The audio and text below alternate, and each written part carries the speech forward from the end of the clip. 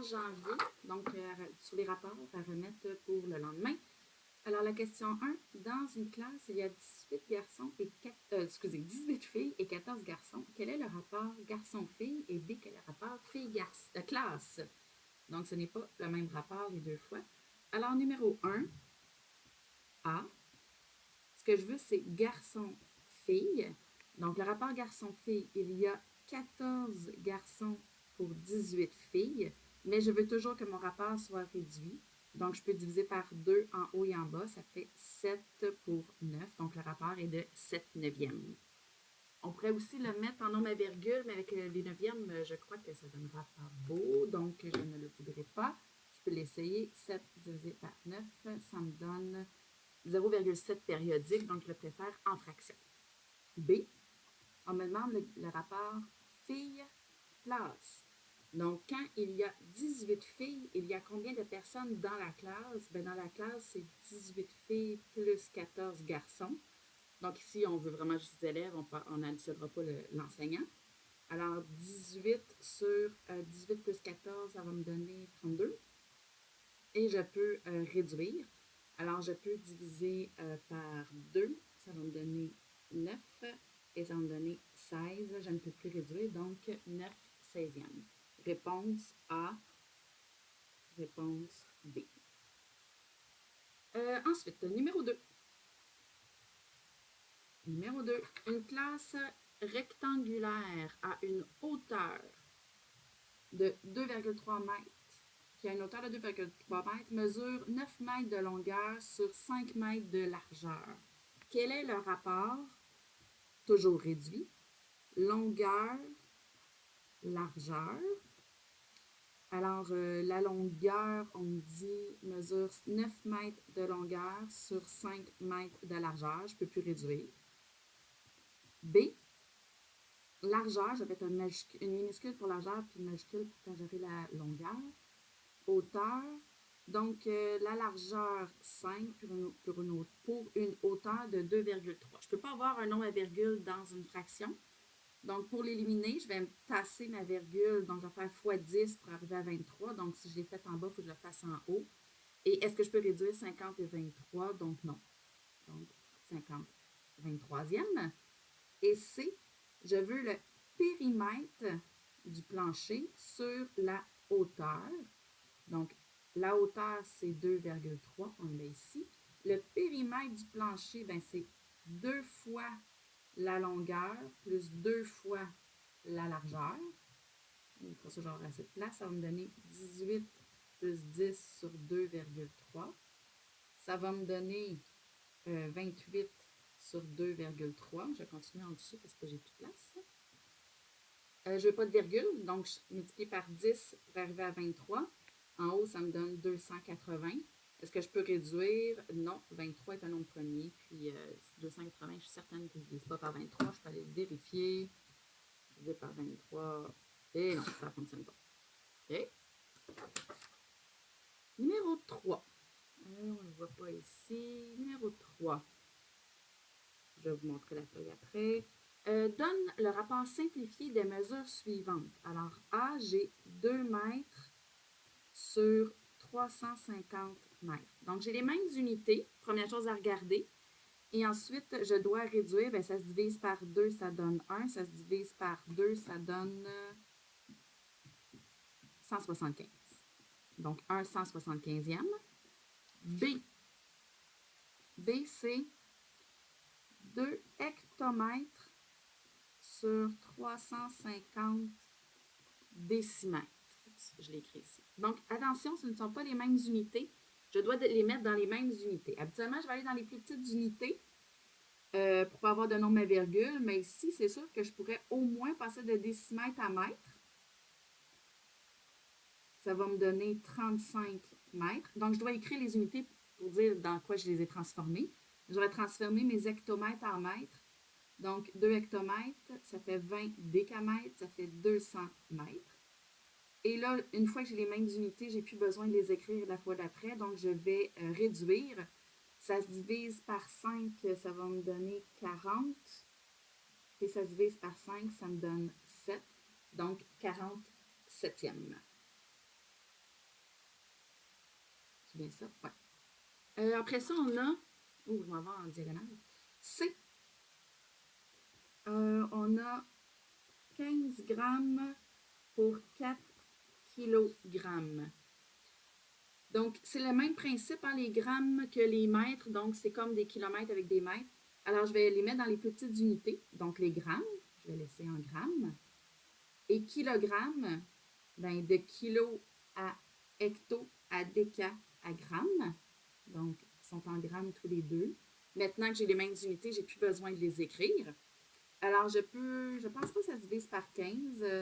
4000 divisé par 15, non. Donc, ça se divise par contre par 5 tous les deux.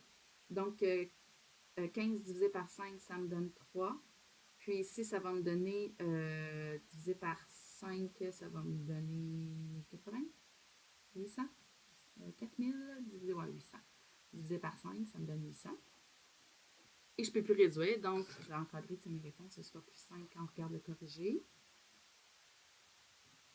Ici. Ensuite, D.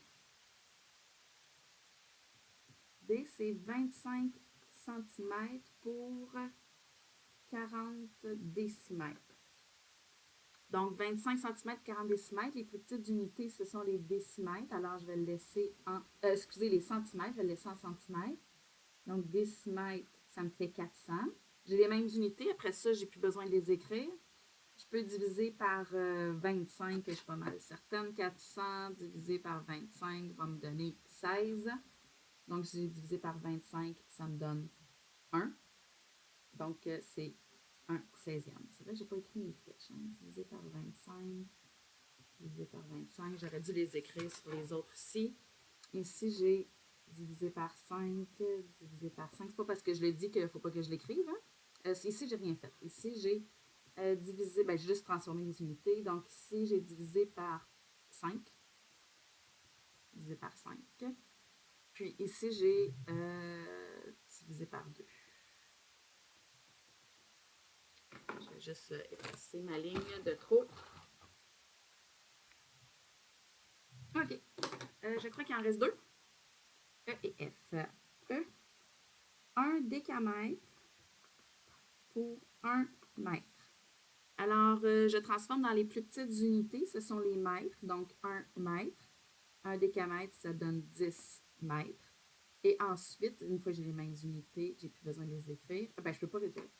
Donc, c'est 10 pour 1. Ça donne 10. Plutôt. C'est F. 200 litres pour 2 centilitres. Donc, c'est comme des mètres avec des centimètres. Alors, les plus petites unités, ce sont les centilitres. Donc, 2 CL. Et donc, je passe de litres à décilitres à centilitres. Et je peux simplement diviser par 2. Diviser par 2. Donc, ça va me donner ici, j'ai 20 000, donc 10 000. Sur 1, donc 10 000. C'est le rapport. Numéro 4. Numéro 4, hier, oui, on le voit. Hier, la classe comptait 30 élèves. Ce matin, 2 filles se sont ajoutées. Dans quel cas, hier, aujourd'hui, le rapport garçon-fille est-il plus grand? Alors, numéro 4.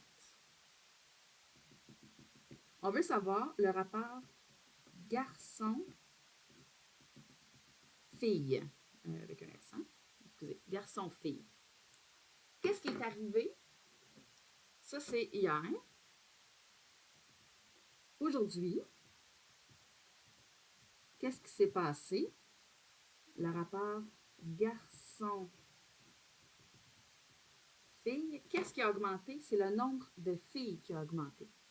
Alors, si mon dénominateur augmente, ben, je divise par quelque chose de plus gros. Donc, le rapport, lui, au final, il va réduire.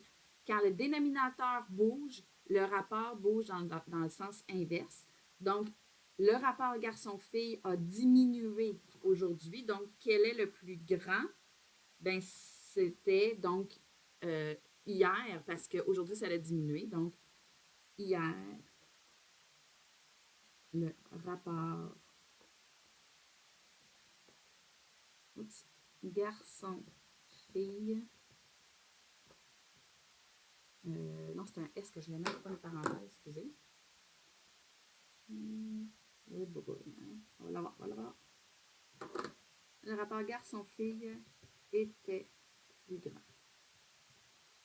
Donc, G-R-A-N-D, point d'exclamation, tiens. Donc, la réponse, c'est hier. Numéro 5. Lauriane a mis 2 cubes de sucre dans son café. Son café est-il plus ou moins sucré si elle ajoute? Donc, numéro 5. Donc, A. Si elle ajoute deux autres cubes de sucre. On s'entend là, j'ai pas besoin de faire le rapport. Si elle ajoute du sucre, c'est plus sucré. C'est ça la question, hein? Son café est-il plus ou moins sucré? Donc, c'est plus. B. 2 autres cubes de sucre et la même quantité de café. Donc, elle refait un autre café exactement comme l'autre. Donc, le même café avec la même quantité de sucre, c'est égal, ça ne bouge pas. C'est pas plus, c'est pas moins sucré, c'est pareil. C. Si dans son café sucré, elle rajoute du café sans rajouter de sucre, bien, ça va être moins sucré. Et D. Un autre cube et 2 fois plus de café. Donc, elle rajoute du sucre dedans, mais juste un cube, alors qu'habituellement, quand elle fait un café, elle met 2 cubes. Puis elle rajoute encore beaucoup, beaucoup plus de café. Donc, ça va être moins sucré. Comment qu'on le fait mathématiquement? Bien, on fait le rapport sucre-café. Et si j'augmente en haut plus qu'en bas, bien, ça va être augmenté dans le même sens. Okay? Donc, quand j'augmente en haut, le rapport augmente dans le même sens. Quand j'augmente en bas, le rapport diminue. Donc, fait le contraire. Donc, c'est comme ça qu'on le voit. Fait qu'ici, pour le D, par exemple, pour le D, je mets un petit peu de sucre, mais je mets beaucoup, beaucoup de café. Bien, le rapport, il va diminuer, même si j'augmente tout. Lui augmente plus, donc ça fait l'effet inverse.